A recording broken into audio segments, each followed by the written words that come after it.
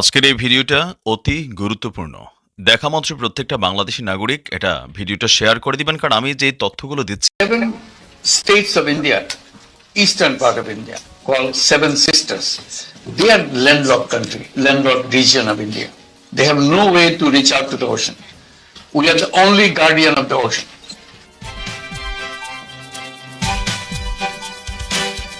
ভারত পাকিস্তানের যুদ্ধ যখন চলছিল তখন আমাদের প্রতিবেদনে অনেকেই কমেন্ট করছিলেন যে মোদিজি এবার পাকিস্তানকে ধ্বংস করার পর একটু বাংলাদেশের দিকে তাকান।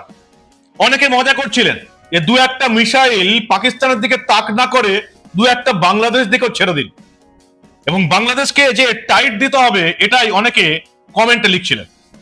আপনাদের কথা মনে হয় প্রধানমন্ত্রী নরেন্দ্র মোদী সরাসরি শুনেই নিয়েছেন। কেন বলছি? কারণ এবার ভারত সরকারের তরফ থেকে বাংলাদেশকে টাইট দেওয়ার সময় এসে গেছে এবং ভারত সরকার বাংলাদেশকে টাইট দিতে শুরু করেছে। পরপর দুটো সিদ্ধান্ত, এই দুটো সিদ্ধান্তে ইউনূস মিয়ার লুঙ্গি খুলে যাবার উপক্রম। কি কি সিদ্ধান্ত নেওয়া হলো? সেই সিদ্ধান্তই নেওয়া হলো যেটা কোনো ভারত সরকার নিতে পারতো না, নিতে পারেনি, যেটা একমাত্র এই নতুন ভারত, নতুন সরকার নিতে পারে। দুটো সিদ্ধান্ত কাঁপছে বাংলাদেশ। তারা বুঝে গেছে যে পাকিস্তানের মতোই তাদের অবস্থা হবে। কি কি সিদ্ধান্ত নিল ভারত? পাকিস্তানের সঙ্গে যুদ্ধ শেষ করার পরেই নরেন্দ্র মোদীর সরকার তাকিয়েছে এবার বাংলাদেশের দিকে। এই অত্যন্ত গুরুত্বপূর্ণ প্রতিবেদন শেষ অবধি দেখুন। আমি মানব, দ্য নিউজ বাংলায় আপনাদের স্বাগত জানাচ্ছি। দুটো সিদ্ধান্ত নেওয়া হয়েছে এবং দুটোই অত্যন্ত গুরুত্বপূর্ণ সিদ্ধান্ত। সবচেয়ে বড় সিদ্ধান্তটা আমি আপনাদের পরে জানাচ্ছি। আগে আজকে একেবারে সন্ধ্যের পর নেওয়া একটা সিদ্ধান্তের কথা আমি আপনাদের জানাচ্ছি। ভারত যে এই যে সেভেন সিস্টার উত্তর পূর্বের 7টা রাজ্য, বারবার আপনারা বাংলাদেশের এই অন্তর্বর্তীকালীন সরকারের যিনি কেয়ারটেকার উপদেষ্টা মোহাম্মদ ইউনূসের মুখ থেকে শুনেছেন, নিজের দেশটা ভালো করে সামলাতে পারে না তারা ভারতবর্ষের মতন এত বড় একটা দেশের 7টা রাজ্য নিয়ে পড়ে আছে। চীনে গিয়ে মোহাম্মদ ইউনূস ঘোষণা করছে যে এই যে সেভেন সিস্টার্স, ভারতের উত্তর পূর্বের 7টা রাজ্য যাদের কোনো জলপথে যোগাযোগই নেই, আমরাই নাকি সেই জলপথের প্রধান। ভারতের নৌবাহিনী দেখে এখন পৃথিবীর প্রতিটা দেশ কাঁপে। আমেরিকা, চীন, রাশিয়া, ইসরায়েলও কাঁপে ভারতের নৌবাহিনী দেখে। সেই মোহাম্মদ ইউনূস মূর্খের মতন বলছে আমরাই নাকি জলপথটা দেখাশোনা করি। আগে শুনিনি যে মোহাম্মদ ইউনূস চীনে গিয়ে ঠিক কি বলেছিলেন, তারপরে তো দেখবো যে মোদী সরকার কি ব্যবস্থা নিল বাংলাদেশের বিরুদ্ধে। শুনুন আগে। Seven states of India, eastern part of India, called Seven Sisters. They are landlocked country, landlocked region of India.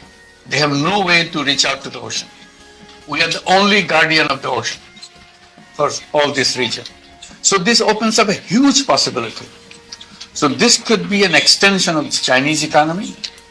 Build things, produce things, market things, bring things to China, bring it out to the whole rest of the world. Mohammad Yunus কি করলেন?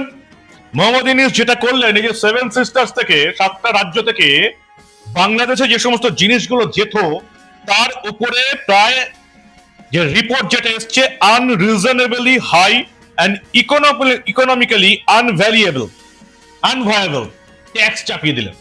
অর্থাৎ ভারত থেকে যেসব জিনিসগুলো বাংলাদেশে যাবে, রপ্তানি হবে, সেগুলোর উপর প্রচুর পরিমাণে ট্যাক্স চাপিয়ে দিলেন। সেভেন সিস্টার্স ব্যবসায় লোকসান হতে শুরু করবে এবং বাংলাদেশ যদি ভেবে নেয় যে বন্ধু বলে তাকিয়েছি বলে ভারত বন্ধুর মতন আচরণ করে যাবে আর মোহাম্মদ ইউনূসের বাংলাদেশ শত্রুর মতন আচরণ করবে, তাহলে ভুল ভাবছে। এটা নতুন ভারত, যে ভারত পাকিস্তানকে ধ্বংস করতে পারে। বাংলাদেশ তো একটা ছোট দেশ। আজকে সিদ্ধান্ত নেওয়া হলো যে বাংলাদেশের কোনো পণ্য আর কোনো জায়গা থেকে ঢুকবে না, শুধুমাত্র দুটো জায়গায় ঢুকবে। একটা হচ্ছে কলকাতা পোর্ট এবং একটা হচ্ছে এই মুম্বাইয়ে নবসেবা সি পোর্ট। এই দুটো সি পোর্টে একমাত্র বাংলাদেশের জিনিস আসবে। বাকি যেখানে যেখানে বাংলাদেশের জিনিস ঢুকতো, এই উত্তর পূর্বের 7টা যে রাজ্য সেভেন সিস্টার্স, তার 11টা জায়গা দিয়ে বাংলাদেশি পণ্য ঢুকতো এবং ভারতবর্ষের বিভিন্ন এলাকা দিয়ে যে বাংলাদেশি পণ্য ঢুকতো তার প্রত্যেকটা আজ থেকে বন্ধ হয়ে গেল। দুটো জায়গা থেকে শুধু বাংলাদেশি পণ্য ঢুকবে। এই দুটো জায়গার নাম হচ্ছে কলকাতা পোর্ট এবং নবসেবা সি পোর্ট। পরিষ্কার ঘোষণা করে দেওয়া হলো, একদম বলে দেওয়া হয়েছে যে বাংলাদেশ থেকে যে সমস্ত পণ্যগুলো আসে, এই plastic, garments, wooden furniture, carbonated drinks, food items, fruit flavour drinks, cotton, এই সমস্তগুলো আর কোনো ল্যান্ড দিয়ে ঢুকবে না, ভারতবর্ষের কোনো স্থল জায়গা দিয়ে ঢুকবে না, ভারতবর্ষের কোনো জমি দিয়ে আর ঢুকবে না। কোথা দিয়ে আসতে হবে? দুটো পোর্ট দিয়ে আসতে হবে, কলকাতা পোর্ট এবং এই মুম্বাই পোর্ট। অর্থাৎ এই যে বাংলাদেশের সমস্ত ব্যবসা যে ভারতের বন্দরগুলো দিয়ে তৃতীয় কোনো দেশে বন্ধ করে দেওয়া হয়েছিল, সেটা কন্টিনিউ রয়ে গেল, এবং বাংলাদেশ যে ব্যবসাগুলো করছিল ভারতের এই সেভেন সিস্টার্সে 11টা জায়গা দিয়ে, সেই সবকিছু আজ থেকে বন্ধ হয়ে গেল। 11টা জায়গা দিয়ে বাংলাদেশের জিনিস ঢুকতো ভারতবর্ষে, সেভেন সিস্টার্সে ঢুকতো। এই 11টা জায়গার মধ্যে 3টে ছিল আসামে, 2টো ছিল মেঘালয়তে এবং 6টা ছিল ত্রিপুরাতে। এই 11টা জায়গা আজ থেকে বন্ধ হয়ে গেল। কলকাতার মুম্বাই ছাড়া বাংলাদেশের কোনো পণ্য আর কোথাও ভারতে ঢুকবে না। এবার ইউনিট সরকার বুঝতে পারবে যে ভারতের সঙ্গে শত্রুতা করে লুঙ্গি খুলে যাবে, এছাড়া আর কোনো উপায় নেই। উত্তর পূর্বের যে 7টা রাজ্য নিয়ে মোহাম্মদ ইউনূস বড় বড় এখন বাকচাতুরি বেড়ে যাচ্ছে চীনের মধ্যে, এবং জানেই না এই মূর্খটা যে ভারতবর্ষ এই মুহূর্তে কোন পজিশনে আছে, যে বাংলাদেশের তুলনায় অনেক অনেক এগিয়ে ব্যবসা বন্ধ করাতে যাওয়ার চেষ্টা করছে। অর্থাৎ সেভেন সিস্টার থেকে কোনো পণ্য বাংলাদেশে যাবে না, গেলেও অতিরিক্ত ট্যাক্স দিতে হবে। ভারত সরকার আজকে ঠিক করে নিল বাংলাদেশ থেকে কোনো পণ্য আর ভারতবর্ষে আসবে না, কোনো পয়েন্ট দিয়ে আসবে না, কলকাতা এবং মুম্বাই পোর্ট ছাড়া। আয় তোরা এবার। ভারত যদি একেবারে বাণিজ্য বন্ধ করে দেয়, তাহলে বাংলাদেশের কি হাল হবে এই মূর্খ লুঙ্গি বাহিনীর দেশটা আজ অব্দি বুঝতে পারছেন। কিন্তু এখন আবার, আগে ছিল জো বাইডেন, এখন হয়েছে ডোনাল্ড ট্রাম্প। ডোনাল্ড ট্রাম্প আবার আমেরিকা, চীন, তারা প্রত্যেকে বাংলাদেশকে কাজে লাগিয়ে ভারতকে ডিস্টার্ব করতে চায়। তা ডোনাল্ড ট্রাম্প কাতারের সহযোগিতায় বাংলাদেশে নাকি ওই তিনি যা করেন, পোর্ট খোলার চেষ্টায় আছেন, সেনাবাহিনীর ভান্ডার খোলার চেষ্টায় আছেন। তাই ভারত আগে থেকেই এবার নজরে দিল, যে পরিষ্কার ঘোষণা করে দিয়েছে বাংলাদেশকে আর কোনো রকম বাণিজ্যের সাহায্য করা হবে না। বাণিজ্য যদি করতেই হয় এই দুটো পোর্ট দিয়ে ঢুকতে হবে, কলকাতা এবং মুম্বাই। বাকি যে পোর্টগুলো দিয়ে ভারতে তারা বিভিন্ন রকমের মালপত্র নিয়ে আসতো, সেগুলো আজ থেকে বন্ধ হয়ে গেল। শুধু এটাই নয়, আরো একটা গুরুত্বপূর্ণ সিদ্ধান্ত নিয়েছে ভারত সরকার, যে তারা এবার ঠিক করেছে যে বাংলাদেশকে এড়িয়ে কলকাতা থেকে উত্তর পূর্বে নতুন পথ বানাচ্ছে, এবং এই পথটা অবশ্যই মায়ানমারের রাখাইন বন্দর দিয়ে যাবে। মায়ানমার এখন জুন্টা সরকার, প্রায় ধসে যাচ্ছে, আরাকান আর্মি ক্ষমতায় আসছে, এবং ভারত এবার মায়ানমারের সঙ্গে এই কালাদান মাল্টি নোডাল ট্রান্সপোর্ট প্রকল্প করবে, যেটা বাংলাদেশকে বাদ দিয়ে হবে। খুব সোজা ভাষায় যদি আপনাদের বোঝাতে চাই, তাহলে এই ম্যাপটা দেখুন।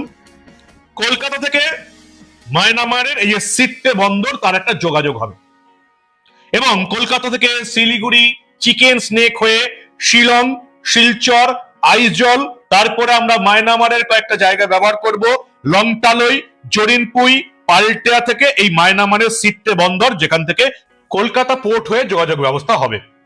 এই প্রতিটাতেই বেশিরভাগটাই হচ্ছে, কিছুটা জলপথ আছে, কিছুটা স্থলপথ আছে, এবং এই জায়গাটা, এই যে রাস্তাটা যেটা আপনারা ম্যাপে দেখতে পাচ্ছেন, কলকাতা, শিলিগুড়ি, শিলং, শিলচর, আইজল, লংটালই, জরিনপুই, পালেটোয়া, সিট্টে, এই রাস্তাটা তৈরি হবে।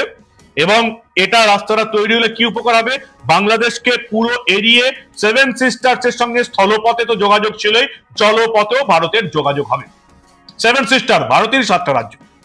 ভারত ভাগের পর যারা ভাগ করেছিলেন তারা দেখেননি যে ভারতেরই 7টা রাজ্য একেবারে জলপথ থেকে বিচ্ছিত হয়ে যাচ্ছে, তাদেরকে বাংলাদেশের উপর নির্ভর করতে হবে শুধুমাত্র ওইটুকু শিলিগুড়ির চিকেন স্নেকের উপর ভরসা।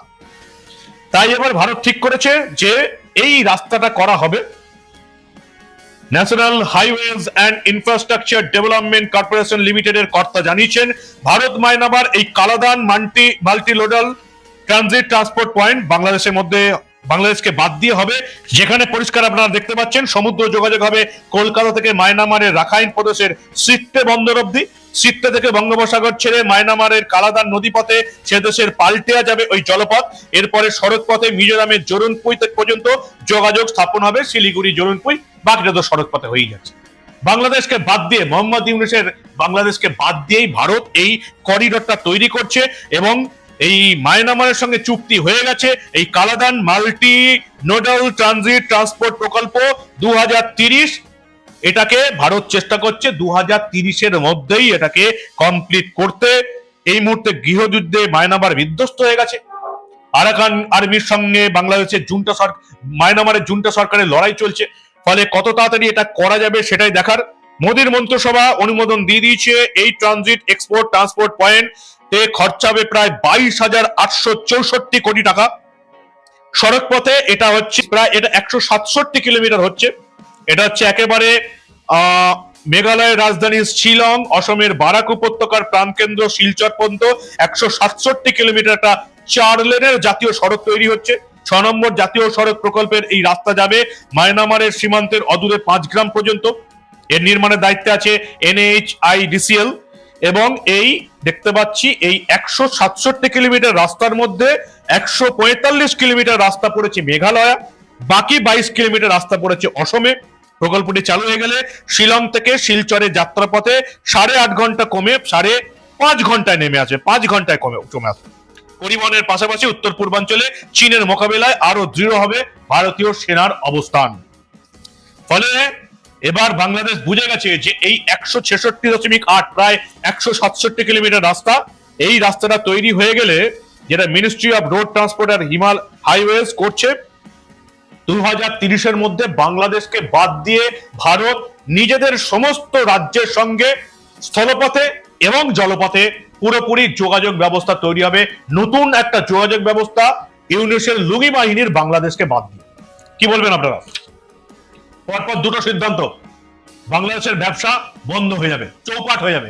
তবু তো এখনো কলকাতা এবং মুম্বাই বিমানবন্দর, মুম্বাই পোর্ট খুলে রেখেছি আমরা, এখন অব্দি দুটো পোর্টে ব্যবসা হবে, বাকি সব ট্রানজিট পয়েন্ট বন্ধ।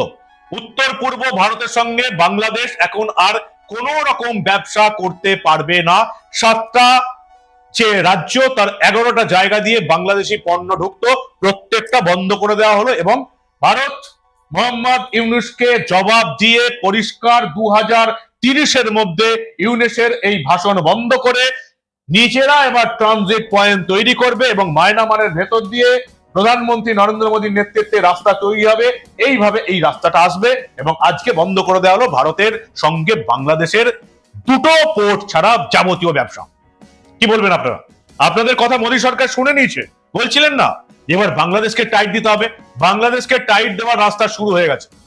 বাংলাদেশ যদি এখনো বুঝতে না পারে, এই মূর্খ ইউনূস যদি এখনো বুঝতে না পারে, তাহলে এই বাংলাদেশের যে কি অবস্থা হবে সেটা আপনারা ভাবতে পারছেন না।